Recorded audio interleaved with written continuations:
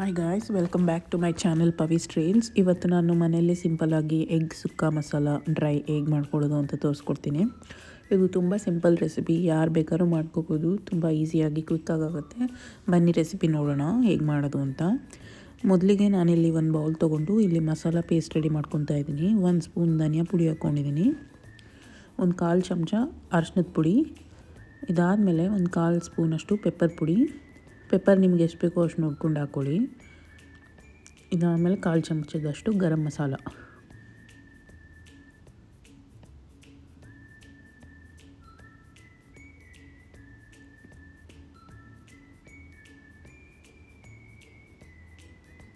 ಇವಾಗ ನಾನಿಲ್ಲಿ 1/2 ಸ್ಪೂನಷ್ಟು ಖಾರದ ಪುಡಿ ಸೇರಿಸ್ತಿದ್ದೀನಿ.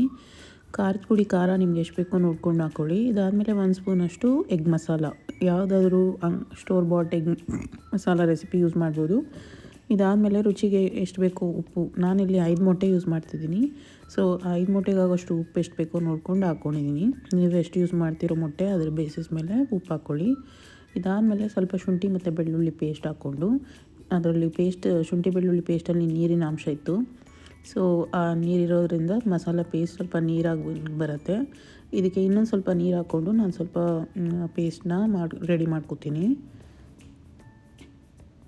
ಪೇಸ್ಟ್ ತುಂಬಾ ಗಟ್ಟಿಯಾಗಿರಬಾರ್ದು, ಸ್ವಲ್ಪ ನೀರಾಗಿರಬೇಕು ಪೇಸ್ಟು.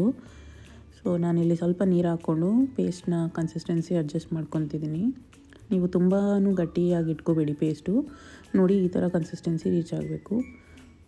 ಇವಾಗ ನಾನಿಲ್ಲಿ 1 ಸ್ಪೂನಷ್ಟು ಆಯಿಲ್ ಹಾಕ್ಕೊಂಡು ಪ್ಯಾನ್ಗೆ, ಇದಾದಮೇಲೆ ನಾನು ಸ್ವಲ್ಪ ಜೀರಿಗೆ ಮತ್ತು 1 ಹಸಿಮೆಣ್ಸಿನ್ಕಾಯಿನ ಉದ್ದುದಕ್ಕೆ ಕಟ್ ಮಾಡಿ ಹಾಕ್ಕೊಂಡಿದ್ದೀನಿ. ಇದಾದಮೇಲೆ ಸ್ವಲ್ಪ ಹುರ್ಕೊತಾ ಇದ್ದೀನಿ. ಹುರ್ಕೊಂಡ್ಮೇಲೆ ನಾವೇನು ಪೇಸ್ಟ್ ರೆಡಿ ಮಾಡ್ಕೊಂಡಿದ್ವಲ್ಲ ಆ ಪೇಸ್ಟ್ನ ಹಾಕಬೇಕಾಗತ್ತೆ. ಲೋ ಫ್ಲೇಮಲ್ಲಿ ಇಟ್ಕೊಂಡು ಆದಷ್ಟು ನೀರು ಹಾಕ್ಕೊಳ್ಳಿ. ಪೇಸ್ಟಲ್ಲಿ ನೀರಿರೋದ್ರಿಂದ ಇದು ಸಿಡಿಯುತ್ತೆ. ಸೊ ನೀವು ಆದಷ್ಟು ಲೋ ಫ್ಲೇಮಲ್ಲಿ ಇಟ್ಕೊಂಡು ಹಾಕ್ಕೋಬೇಕು ಪೇಸ್ಟ್ನ. ಸೊ ಇವಾಗ ಪೇಸ್ಟ್ ಹಾಕ್ಕೊಂಡ್ಮೇಲೆ ಇದನ್ನು ಚೆನ್ನಾಗಿ ಮಿಕ್ಸ್ ಮಾಡ್ತಾ ಹೋಗಬೇಕು. ಪೇಸ್ಟಲ್ಲಿರೋ ನೀರಿನ ಅಂಶ ಎಲ್ಲ ಕರಗಿಬಿಟ್ಟು ಎವಾಪರೇಟ್ ಆದಮೇಲೆ ಅಲ್ಲಿವರೆಗೂ ನಾವು ಇದನ್ನು ಮಿಕ್ಸ್ ಮಾಡ್ತಾ ಬರಬೇಕು. ಇವಾಗ ನೋಡಿ, ನೀರಿನ ಅಂಶ ಕಡಿಮೆ ಆಗಿದೆ. ಈ ಸ್ಟೇಜಲ್ಲಿ ನಾನು ಇದಕ್ಕೆ 5 ಮೊಟ್ಟೆನ ಒಡೆದು ಬಿಟ್ಟಿದ್ದೀನಿ. ಸೊ ಮೊಟ್ಟೆ ಒಡೆದು ಅದನ್ನು ಮಿಕ್ಸ್ ಮಾಡೋಕ್ಕೆ ಹೋಗಬೇಡಿ ಮೊಟ್ಟೆನ. ಇದು ಹಂಗೆ ಡ್ರೈ ಆಗಿ ಹಂಗೆ ಮೊಟ್ಟೆ ಬೇಯಬೇಕು. ಇವಾಗ ನಾನು ಲಿಡ್ ಕ್ಲೋಸ್ ಮಾಡಿ ಇದನ್ನು ಬೇಯಕ್ಕೆ ಬಿಡ್ತಾಯಿದ್ದೀನಿ. ಒಂದು 10 ಮಿನಿಟ್ಸ್ ಆದಮೇಲೆ ಲಿಡ್ ಓಪನ್ ಮಾಡಿ ನೋಡಿ, ಮೊಟ್ಟೆ ಅರ್ಧ ಬೆಂದಿರೋ ಥರ ಇದೆ. ಇನ್ನೂ ಸ್ವಲ್ಪ ಬೇಯಬೇಕು. ಸೊ ಇನ್ನೂ ಸ್ವಲ್ಪ ಲಿಡ್ ಕ್ಲೋಸ್ ಮಾಡಿ ಬಿಟ್ಟು, ಅದಾದಮೇಲೆ ನಾನು ಲಿಡ್ ಓಪನ್ ಮಾಡಿ ತಿರುವಾಕಿದ್ದೀನಿ ಮೊಟ್ಟೆ ತಿರುವಾಕಿದ್ಮೇಲೆ ಇನ್ನೊಂದು ಸೈಡ್ ಬೇಯಬೇಕಾಗತ್ತೆ. ಅದಕ್ಕೆ ಇನ್ನೊಂದು 10 ನಿಮಿಷ ಲಿಡ್ ಕ್ಲೋಸ್ ಮಾಡಿ ಬೇಯಿಸ್ಬೇಕು.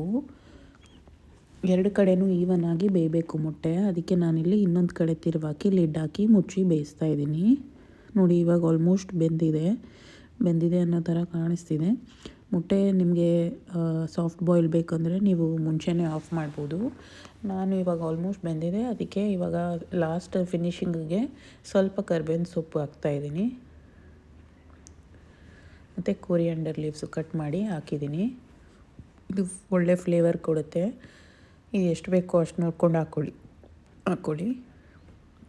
ಇದಾದಮೇಲೆ ಲಿಡ್ ಕ್ಲೋಸ್ ಮಾಡಿ ಒಂದು 5 ನಿಮಿಷ ಮುಚ್ಚಿ ಸ್ಟವ್ನ ಫ್ಲೇಮ್ ಆಫ್ ಮಾಡಿಬಿಡ್ಬೇಕು. ಅದು 5 ನಿಮಿಷ ಹಂಗೆ ಲಿಡ್ ಕ್ಲೋಸ್ ಮಾಡಿ ಬಿಡಬೇಕು.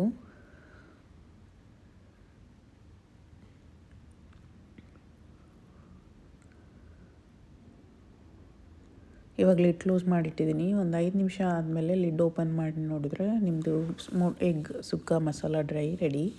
ಇದು ನೀವು ಸೈಡ್ ಡಿಶ್ ಥರ ಯೂಸ್ ಮಾಡ್ಬೋದು. ರಸಮ್ ರೈಸ್ ಜೊತೆ ತಿನ್ನೋಕ್ಕೆ, ಇಲ್ಲಾಂದರೆ ಚಪಾತಿ ಮತ್ತು ದೋಸೆ ಜೊತೆ ತಿನ್ನೋಕ್ಕೂ ತುಂಬ ಚೆನ್ನಾಗಿರುತ್ತೆ. ಇಲ್ಲ ಇದನ್ನು ಅನ್ನಕ್ಕೆ ಕಲಿಸ್ಕೊಂಡು